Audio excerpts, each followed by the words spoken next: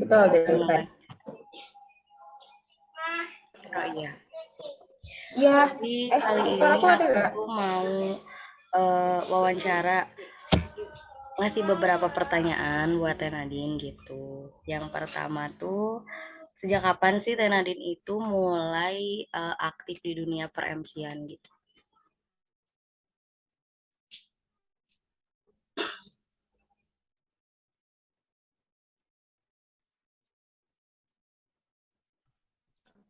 Sebelumnya kalau misalnya aku suaranya putus-putus bilang ya, di aku kok soalnya kamu putus-putus, takutnya di kamu putus-putus akunya. Aku mulai MC itu sebenarnya seperti yang kamu bilang dari aku SMA, kan kita kenalnya di SMA ya. Jadi waktu aku SMA, kamu MPLS ya? Ya, Kamu MPLS. MPLS atau yang di atas kamu lah, aku lupa.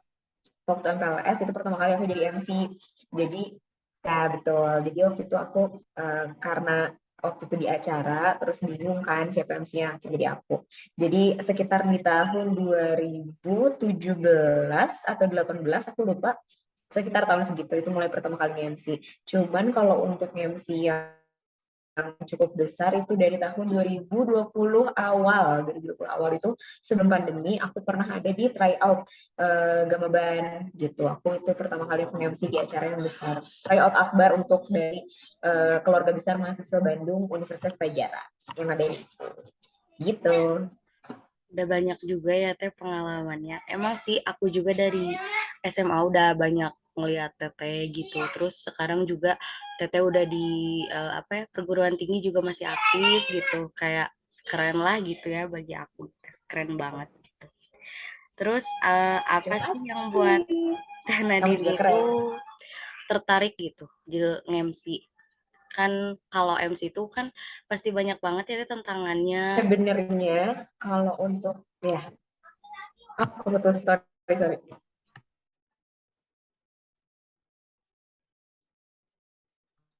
Sorry tadi kamu keputus maaf. Jadinya aku udah keburu ngomong. Ya, Teteh juga di sini agak putus-putus sih ya aku. Oke, gak apa-apa. Sok lanjut lanjut.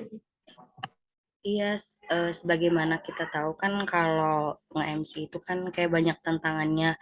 Apalagi kalau di yang non formal gitu. Kita tuh harus membangun suasana supaya orang lain tuh kayak ikut nih sama acara kita. Nah, itu gimana sih cara Teh Nadine buat menguasai panggung gitu saat menjadi MC? Tadi tuh pertanyaannya ada dua ya, berarti ini yang kenapa tertarik untuk jadi MC sama Ya, yang kedua gimana caranya untuk menguasai panggung, gitu ya? betul. Oke. Pertama yang aku jawab dulu yang pertama ya, kenapa aku tertarik untuk jadi MC? Sebenarnya kalau dibilang awal tertarik atau enggak tuh awalnya enggak dulu, karena kenapa aku akhirnya nyemplung di MC karena awalnya itu satu kepaksa kan, gara-gara waktu itu nggak ada lagi, jadi ya udah akhirnya aku. Nah tapi karena kepaksa itu semakin aku jalani ternyata cukup menyenangkan juga ya jadi MC. Jadi sebenarnya aku tuh suka banget untuk ngomong karena aku cerewet.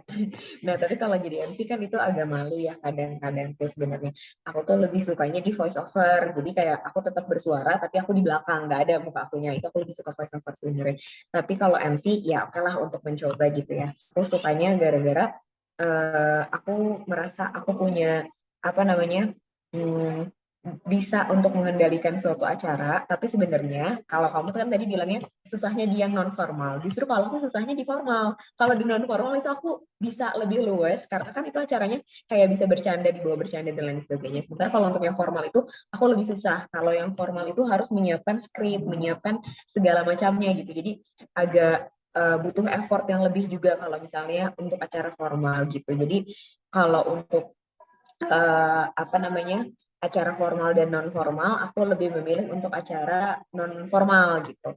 Nah terus tadi kamu nanya terkait dengan apa tuh namanya gimana cara menguasai panggung. Untuk yang non formal dan formal itu kan beda ya. Kalau non formal mah itu lebih bisa penontonnya masih bisa diajak untuk bercerita, masih bisa untuk ngelawak-ngelawak sedikit, apa namanya kasih jokes gitu kalau misalnya lagi hening dan lain sebagainya. Dan kalau misalnya di non formal itu kita mau salah juga nggak apa-apa karena kalau non formal tuh kalau salah bisa kita bercandain gitu kayak misalnya aku keserimpet ngomong terus kayak salah masih bisa ngomong kayak gitu. Kalau misalnya lagi formal itu nggak bisa sama sekali ngomong kayak gitu kan. Jadi kalau salah harus diulangin kayak misalnya menggunakan kata maaf dan lain sebagainya. Cara untuk menguasai panggung untuk yang formal karena itu lebih susah, menurut aku jangan terlalu terfokus sama audiensnya. Kalau kita terfokus sama audiensnya, apa namanya, kitanya jadi kurang maksimal sama penampilan diri kita sendiri. Jadi udah fokus aja sama yang di bayangan kamu pekerjaannya harus apa kan bikin skrip dulu kan. Fokus sama skrip yang kamu baca, yang kamu pegang. Jadi kamu juga bisa fokus untuk performa diri kamu gitu. Ya sesekali lihat audiens itu boleh, apalagi di acara offline ya, nggak mungkin dong sama sekali nggak lihat audiens gitu. Menurut aku fokus dengan apa yang kamu pegang gitu. Kalau misalnya kamu terlalu fokus sama yang lainnya, terlalu fokus sama audiens dan keadaan sekitar kamu, itu akan cepat buyarnya gitu sih kalau menurut aku. Oh iya iya iya, betul betul betul betul.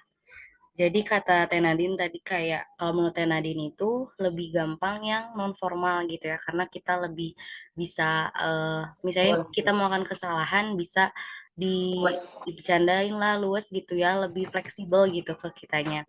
Beda sama yang formal. Iya betul. Tapi pernah nggak sih Iya. Teh Nadine megang acara jadi MC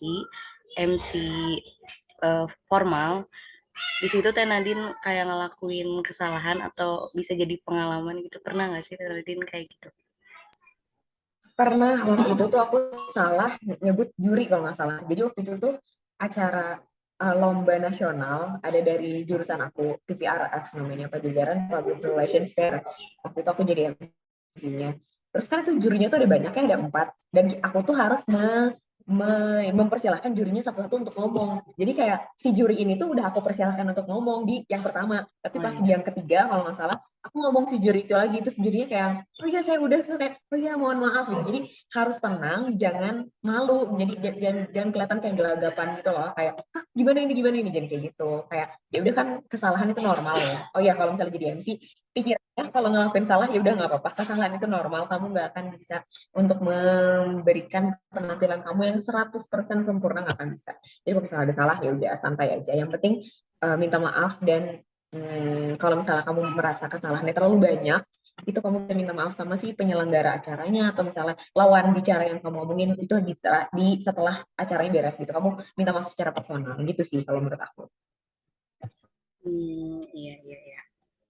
Eh, Teh Nadine selama menjadi MC gitu ya, pernah nggak sih Teh Nadine ngerasa kayak suatu kebanggaan gitu buat mengisi satu acara yang emang Teh Nadine tuh pengen gitu? Ada nggak sih yang kayak ih aku udah nge-MC-in acara ini nih kayak bangga gitu,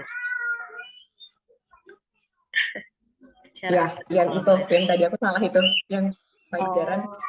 Iya, jadi yang Pajajaran Public Relations Fair itu tuh kan lomba nasional ya, yang diikutin sama juri-juri dari berbagai macam, bahkan jurinya tuh dari Kemenparekraf, dari universitas mana, dari yang bener-bener orang-orang besar gitu.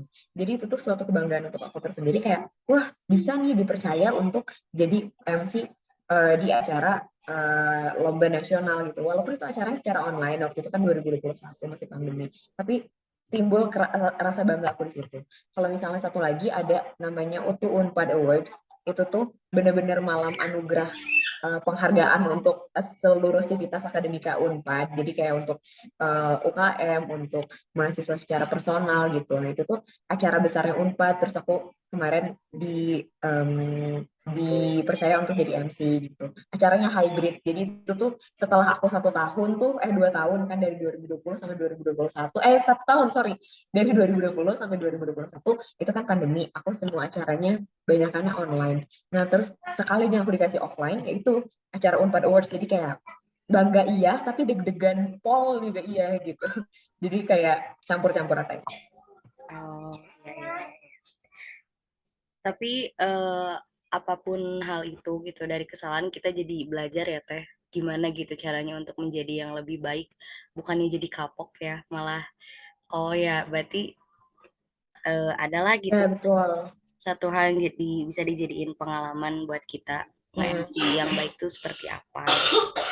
Sama terakhir nih Teh, aku ada pertanyaan. Apa ada nggak sih tips agar tetap fokus dalam nge-MC? Soalnya Anita nih ya Teh, Anita kan pernah juga gitu ya kayak bukan nge-MC suatu acara sih belum, kalau di kampus lebih ke praktek gitu menjadi MC. Nah di situ tuh awalnya fokus tuh Anita tuh kan fokus. Terus waktu di tengah-tengah tiba-tiba kayak salah nih misalnya nyebutin ini kayaknya fatal banget deh. Harusnya Anita bilang ibu ceritanya tuh ini tuh malah bapak gitu. Jadi kayak aduh ya Allah gitu kan salah gitu dan di situ tuh kayak agak panik juga. Nah, gimana gitu teh biar tips dari Teteh gitu biar tidak terjadilah gitu. Walaupun kita nggak tahu ya waktu nanti ini gimana gitu. Oke, kalau misalnya lost fokus itu memang sangat mungkin terjadi dan susah banget untuk mengontrol. Kita harus bersikap sempurna, bersikap baik di depan orang-orang yang ngebuat kita dan setelah kita ini kesalahan gitu kan. Misalnya kita jatuh di depan banyak orang kan juga aja malu ya, apalagi kita salah ngomong atau di acara yang formal gitu. Nah, jadi tips dari aku dari yang tadi aku udah bilang itu fokus sama skrip yang kamu baca dan fokus sama diri kamu sendiri gitu. Kayak kesalahan itu wajar, kamu harus menanamkan di dalam diri kamu kayak jangan terlalu berekspektasi kamu bisa sesempurna itu dalam MC. Karena kalau menurut aku dengan kamu menurunkan ekspektasi terhadap diri kamu, itu kamu bisa apa ya lebih fokus untuk mencari yang ya udah kita semampunya kita tuh segini, jadi kita nggak berekspektasi lebih, jadi kita juga kalau misalnya ada kesalahan, kitanya nggak kecewa. Kalau misalnya kitanya udah berekspektasinya lebih, nanti kalau misalnya kita melakukan kesalahan ya itu kitanya jadi lost focus dan jadi kayak merasa aduh ini kesalahan fatal banget nih, harusnya aku nggak kayak gini gitu. Padahal kalau misalnya untuk salah ngomong, salah pengucapan itu mah wajar-wajar aja dan normal gitu kalau menurut aku. Jadi pertama itu fokus sama diri kamu sendiri dengan skrip yang kamu baca. Kedua, anggap kalau apa namanya tuh kesalahan itu normal dan juga apa namanya benar-benar kamu fokusin diri kamu tuh pada saat itu, jangan mikir ke hal yang lain. Kayak misalnya kamu 5 menit lagi ada ujian atau 10 jam 1 jam lagi ada ujian gitu, jangan kepikir ke situ dulu. Pokoknya kalau lagi nge-MC harus mikirin ke acaranya dari awal sampai akhir tuh acara dipikirin, jangan mikir kemana-mana gitu. Jadi kalau menurut aku emang kalau mau nge-MC itu persiapan mentalnya harus lebih lama dan lebih banyak. Dan kalau misalnya masih Matang ya Teh? pertama, iya, kalau masih pertama itu masih wajar banget lah salah-salah kayak gitu. Tapi semakin kamu jam terbangnya semakin banyak, semakin kamu bisa apa namanya, bisa punya tips and trick untuk diri kamu sendiri. Gimana caranya kamu menguasai panggung gitu. Karena tips dari aku belum tentu bisa berguna di kamu, tips dari kamu juga belum bisa aku gunakan.